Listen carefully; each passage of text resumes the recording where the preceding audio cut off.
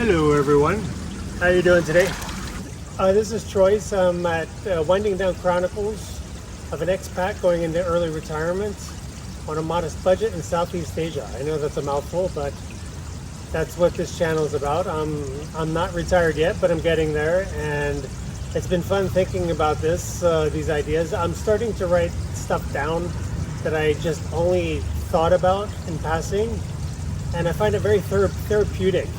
I really encourage you, if you have something like this and you're coming up on some big transition in your life, new job or new move or retirement, early retirement, which is what this is about, I think you just really start writing these things down. I think it'll be fun. There'll be a way to rest your mind and then refer back to them, these ideas, when a year or two or 3 or 5 down the road, or if not, throw it out. I've thrown out journals. I've been journaling, so this is what I use. This is what I'm using to take my notes. But it's nice. It's fun to just see what comes up out of my mind and what's motivating me. So this is a little fun video or a fun topic. 6 things I'm going to stop when I'm done working. When I'm done working at this job. Again, I might. My job will end within the next year, 1 year maximum, but maybe sooner, depending on what happens at work with our government funding. So it could be within the next couple months, but it will definitely be within the next year. So I need to get ready, and I'm really excited thinking about these things. This is a bit silly list as I think about it, but I think it's fun to think about these types of things. So what do I have here? Is I'm done with the alarms. No more alarms, no more sleep apps. Every weekend I get a taste of what that feels like, and I love it.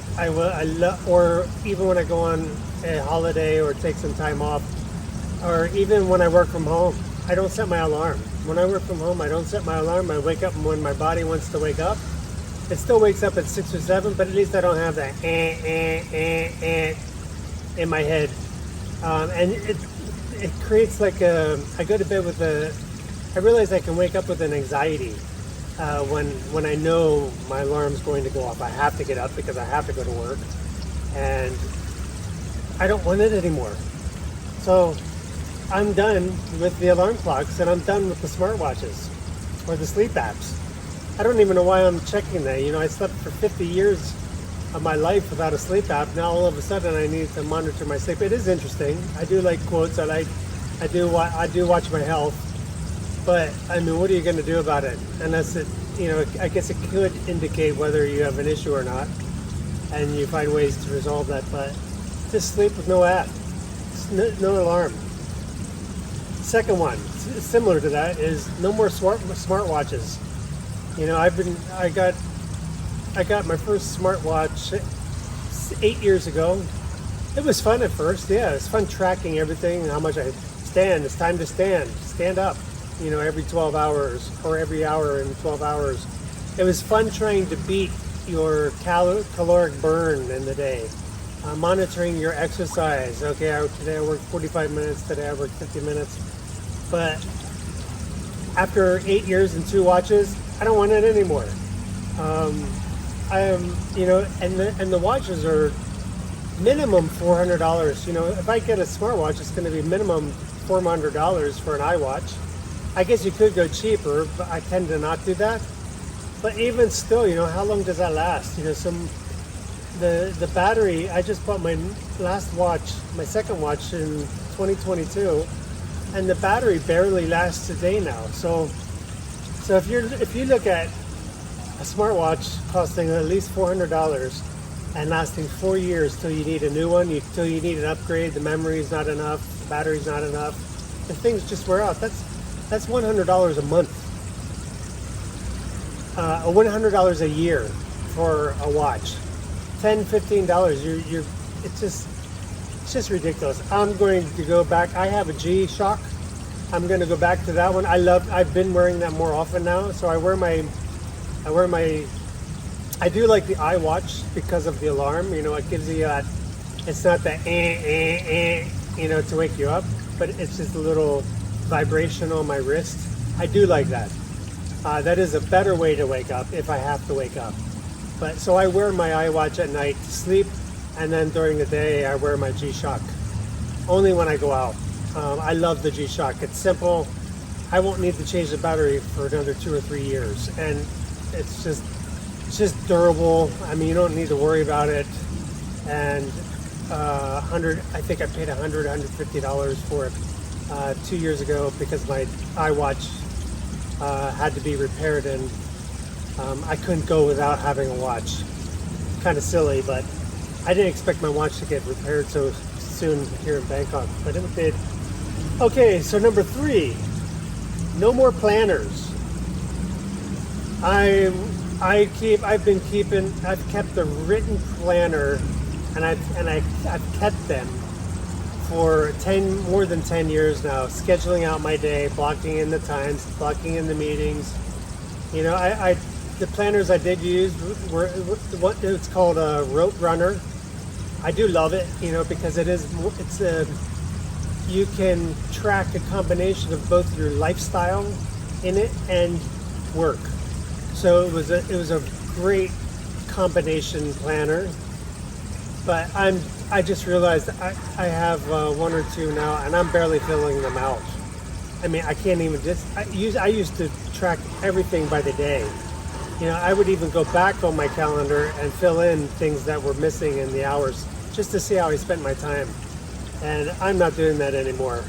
I'm looking forward to, at least initially, I'm looking forward to a little bit of chaos and ambiguity and spontaneity in my life when I'm on my first day. I don't want to see another planner. I'll probably still use digital calendar, of course, for events, but I'm not going to plan out my day like that. I'll continue to block time for projects, but I want to be a lot more organic. I'm pretty self-disciplined. I can, when I decide to do something, I do it, and I can build a routine. But I do that organically and naturally. I don't need a planner to tell me to do something. So, I will keep journaling. I like to journal. I've been journaling off and on for years, and I think there's something very cathartic about it. I think there is. I journal in a spiritual sense to get deep into my thoughts, talk about issues and write about issues. There is something therapeutic about writing it out, and sometimes I do get words from God that speak to me, and I like to write down Bible verses that pop out to me at the time. It's always coincidence when something is there that is that what I need to hear, and I like to write that down, and I like to have that reference. I've had journals most of my life, and that's something I will continue. I won't stop that part. So number 4, no more electric shavers. This is probably a silly one, but I hate to shave. I really hate to shave, but I don't like hair in my face. I could take, you're saying like 2 days of hair. I could go 3 or 4 days, and that's the maximum. But I don't plan to shave except for 2-3 times a week maximum. So, and besides, I've had 2 Braun Pro Series 9 shavers.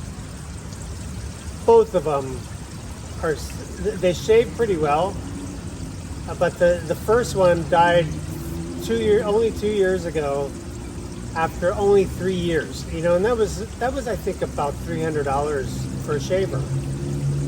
And part of my reason for going with electric is I thought it would be more economical, more environmentally responsible. But I'm like, the material and the amount of effort and energy to go into building one of them, is that more than just shaving a straight blade? Because I thought the just regular blades, I have to throw them out every 2 or 3 shaves. It used to be only once a week when I shaved only once a week. I could make one blade last 1 month, but I was only shaving once a week. But now I'm shaving more often, and I'm like, I can't. I don't know which is more environmentally responsible, and that is a concern of mine. So it's not a small thing. I try to be responsible with the environment, and I'm not a climate change freak, but I do care about the environment. I do try to be responsible and do something that's economical. But does any of you know which is better? Because if I look at my Braun Pro Series Gold version is only a little over a year, and I already have to get it repaired. The button comes off, and it's really annoying. So it's being repaired. I haven't had it for 2 months now because they got screwed up at the repair shop. But is it better? Is it better if basically it falls apart within 2 or 3 years? I mean, this one was the top of the line. This one I think was $350, and I got it on sale, a Black Friday sale. 1 year later, the same issue with the previous version I had. The button came off. The first one I had, the shaver just kind of went screwy. It would turn on and then it just died. This one's only a little over a year old, and I'm already having it repaired. It's just crazy, and I can't imagine it's going to last another year or two. But it's one of the things I want to stop. I don't want to shave daily. I really don't like shaving daily. A couple times a week is fine, but maybe this one will last me a little longer after this is repaired. I'm rambling. Number 5, no more office clothing. This is going to be a big one. I don't buy a lot of the office clothes anyway, but I do replace my shirts and probably a pair of pants every time I do go back to the US, which here is only every 2 years. I wear the same. I have two pair of slacks, and I have 6 polos that I wear every week. I rotate. So that's it. That's all I have. So you can imagine in this hot climate, those clothes get worn out pretty fast. And I don't want to look like a bum when I go to work. I probably look like a golfer. I dress like a golfer. The clothes are some of the lightweight material. I use the Hagar Pro 9 or Pro Series pants.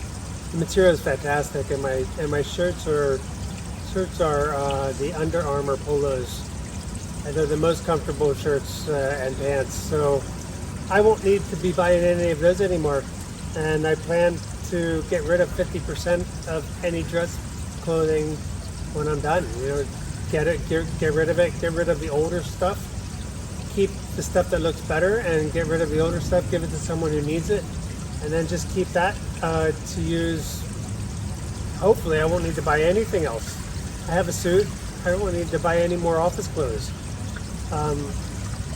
or shoes. I'm going to live in gym clothes. That's going to be my main attire. I'm going to live in gym clothes, and very, very casual shorts. And especially in this weather, I won't need anything else.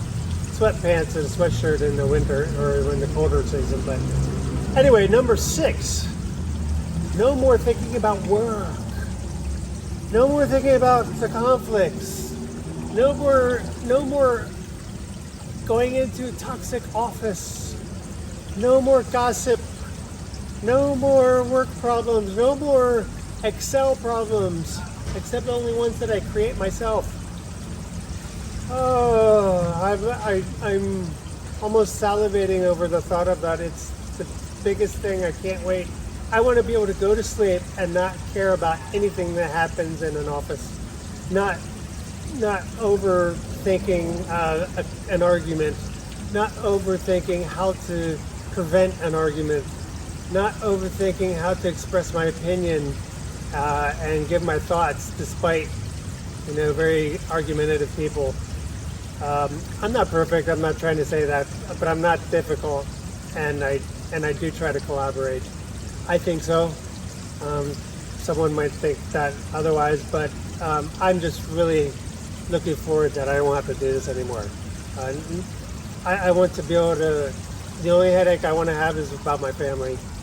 Um, you know, and this is a hard one because work used to give me a sense of purpose, you know, but not anymore. You know, I feel like, I feel like a part of my soul and health has been taken with this particular job, and I just don't want it anymore. Anyway, that's my list before I ramble on anymore. So, what do you dream about not having to do anymore? What are you excited to give up? Or what are you excited to not have to do anymore when you get to retirement on your first day? What will you do? So I'd love to hear from you. Let me know down in the comments.